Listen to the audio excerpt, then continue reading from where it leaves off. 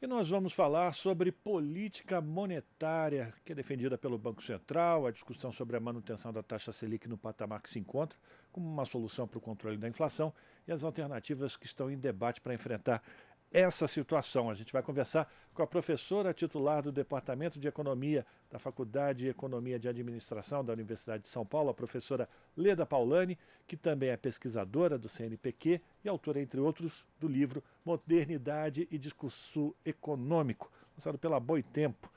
Professora Leda Paulani, muito bom dia, bem-vindo ao Jornal Brasil Atual.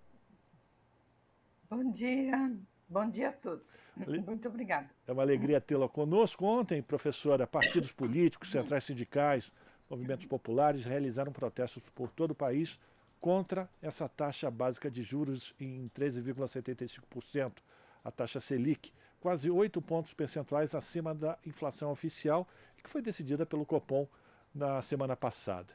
Na última quinta-feira, um grupo de economistas, entre eles a senhora, Leda Paulani, também Luiz Carlos Bresser Pereira e Antônio Correia Lacerda, lançaram um manifesto onde se defende uma razoabilidade da taxa Selic. Esse grupo sugere que a política monetária esteja orientada, além de controlar a inflação, pelos objetivos de extinguir a pobreza, reduzir as desigualdades, além de cumprir as metas de sustentabilidade e preservação da natureza. Nesse mesmo sentido, o coformulador do Plano Real, o André Lara Rezende, está entre os teóricos que estão se dedicando a um reexame dessas teorias econômicas chamadas ortodoxas. Desde o início do governo, ele está coordenando uma comissão de assuntos estratégicos no BNDES e prepara para o mês que vem um seminário que deve apresentar alternativas ao processo atual da economia, que é marcada pela regressão produtiva e desigualdade. Eu falei muito complicado, né, professora? Mas eu gosto de comentar sobre esse assunto com os nossos convidados, sobre o que representa essa taxa Selic nesse patamar. 600 bilhões de reais foram transferidos do Tesouro para os rentistas no último ano com esse valor de taxa básica de juros, o que representa quase 4 vezes só o orçamento da saúde para o ano inteiro. É um despropósito, né? Eu queria que a gente começasse falando sobre a importância de se debater e levar para o mundo real das pessoas o que significa praticar uma taxa Selic, uma taxa básica de juros desse tamanho, professora.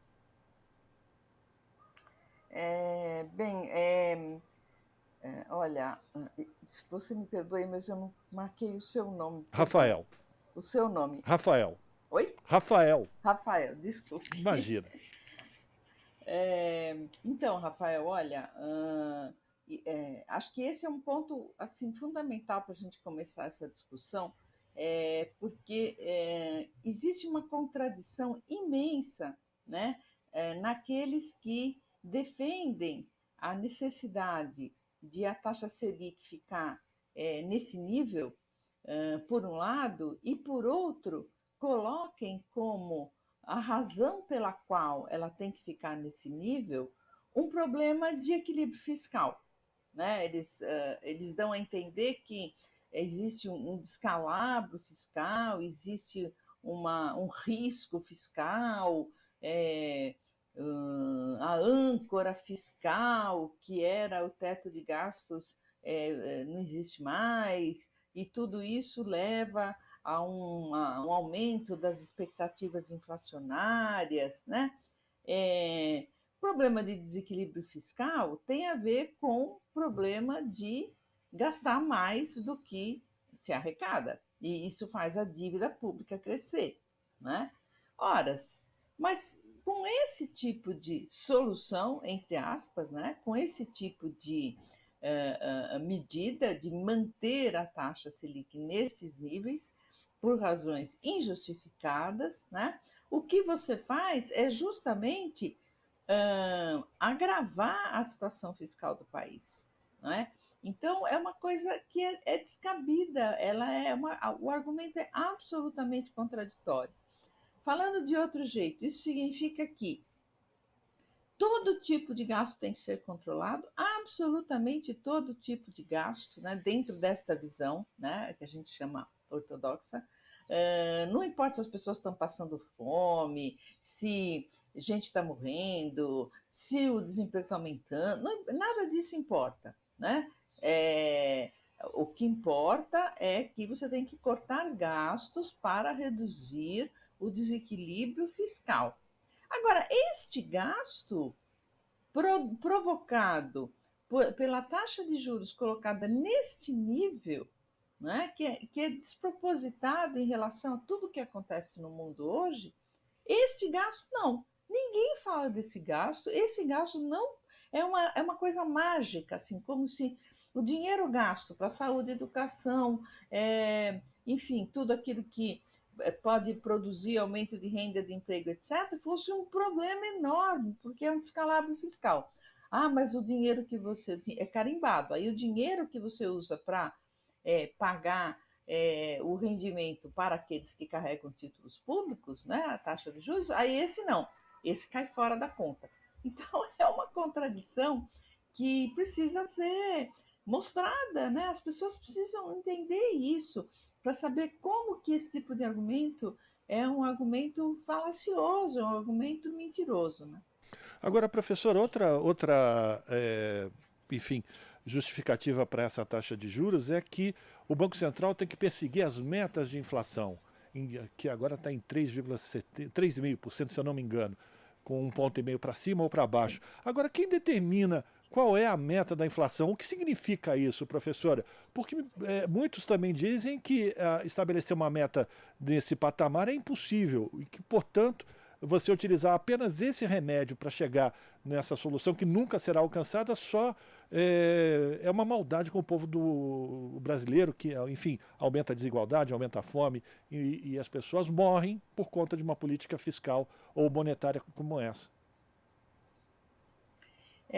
Então, Rafael, o, o chamado regime de metas de inflação, ele é uma forma de você controlar a inflação, né? Um modelo. Tem gente que concorda com o modelo, tem gente que discorda, tem gente que acha que tem que aprimorar o modelo, mudando, por exemplo, essa meta, mudando as bandas, enfim.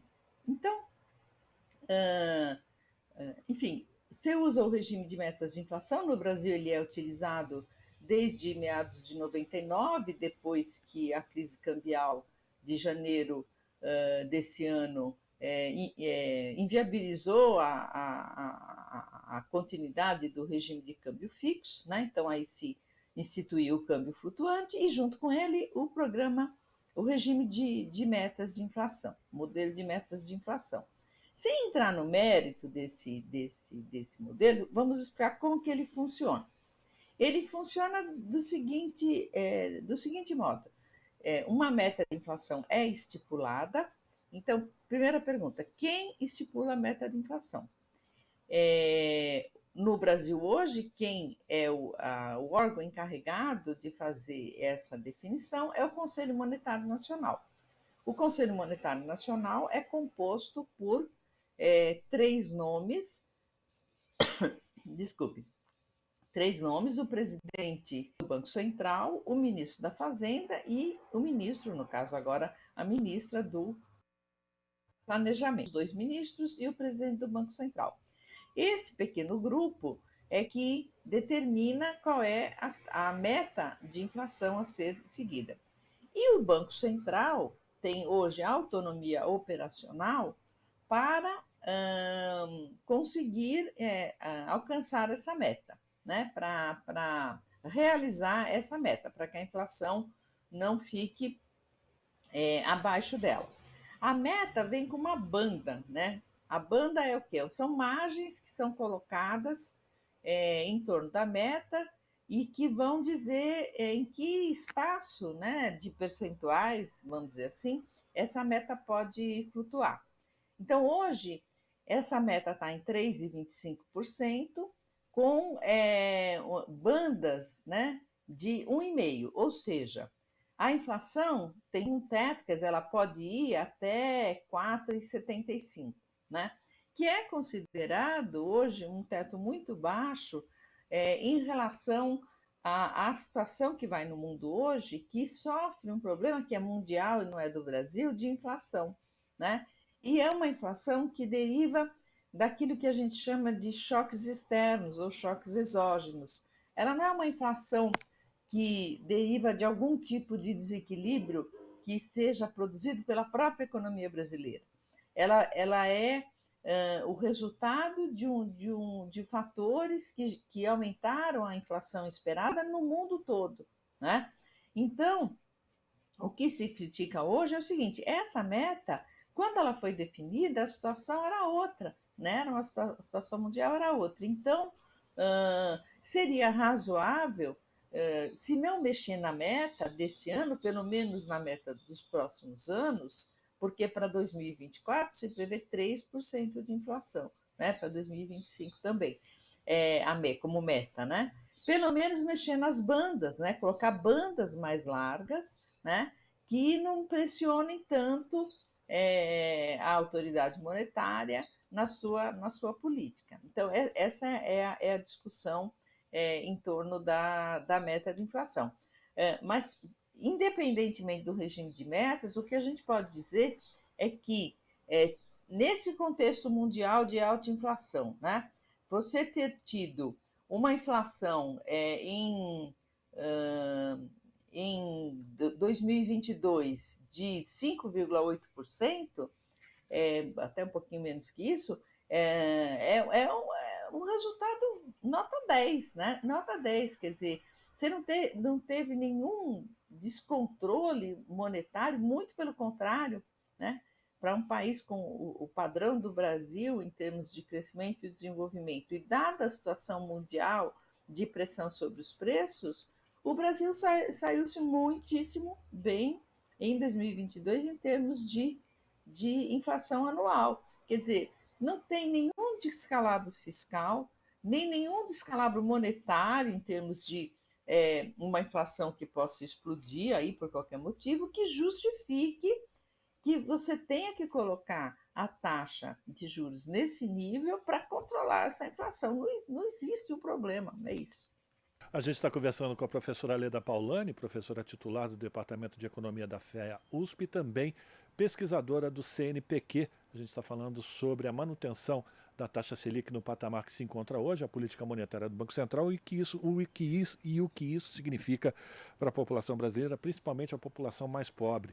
Professora, então, pelo que a senhora falou, né, essa taxa de inflação, ela não significa que ela vai corroer fortemente o poder de compra da população brasileira, do trabalhador, até porque uma boa parte da população brasileira se encontra numa situação de não encontrar trabalho por conta, inclusive, dessas políticas fiscais do teto de gastos, enfim, política monetária. Então, é preciso abandonar esse totem do controle da inflação e buscar de uma maneira mais acentuada a retomada do crescimento, enfim, a formação de novos postos de trabalho para a gente enfrentar toda essa situação. Como é que a senhora avalia os remédios que vão além da taxa Selic para a gente fazer uma política monetária que seja mais equânime para a população brasileira?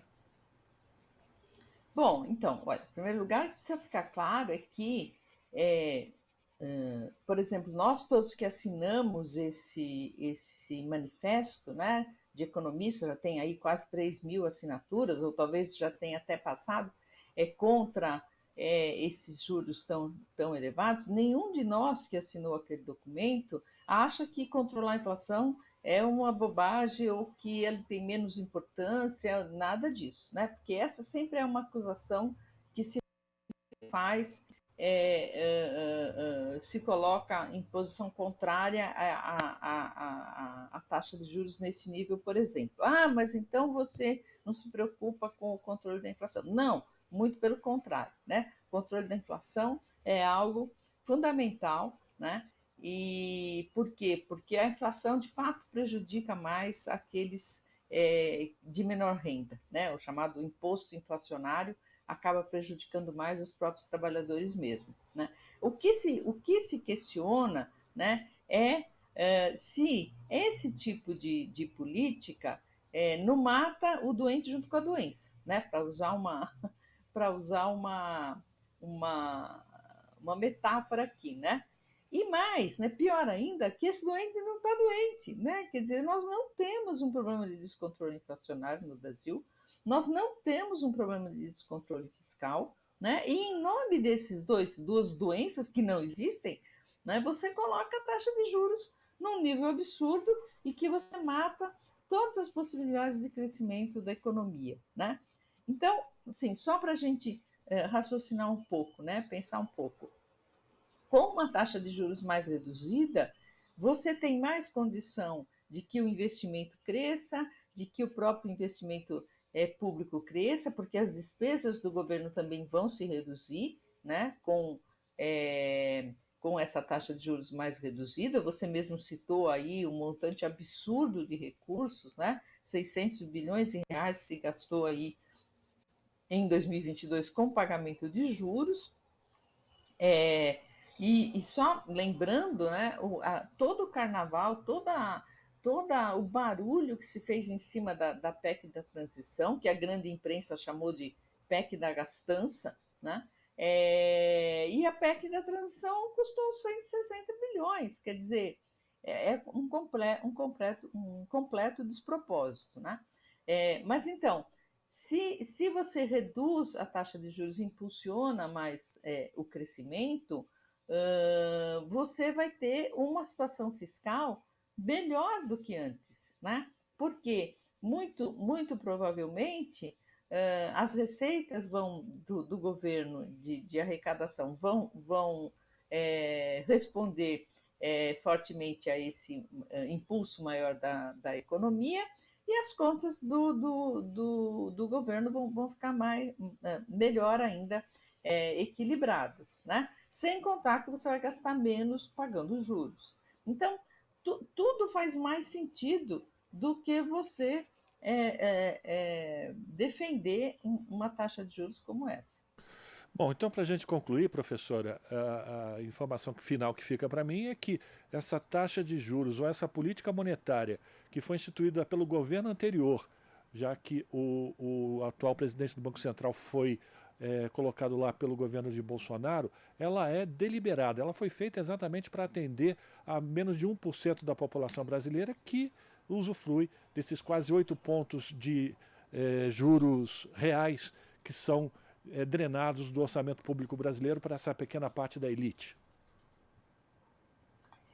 Aqui eu acho bom, Rafael, a gente frisar também o seguinte: de fato, essa política monetária sendo conduzida pelo Roberto Campos Neto, que é o presidente do Banco Central e que está lá desde o início do mandato do Bolsonaro, né? Mas a gente tem aquilo que o presidente Lula já falou no Brasil, uma cultura de juros altos, né? Por que isso? Porque, na realidade, desde o Plano Real, ou seja, já são quase 30 anos, né?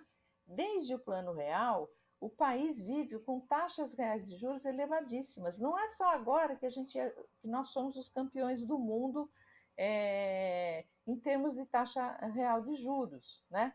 Só para informar os nossos telespectadores e quem nos acompanha, a nossa taxa real hoje está em torno de 7,5% a 8%, e a maior taxa depois da nossa é a do México, que está em 2,8%. Quer dizer, é uma diferença brutal, né? Brutal.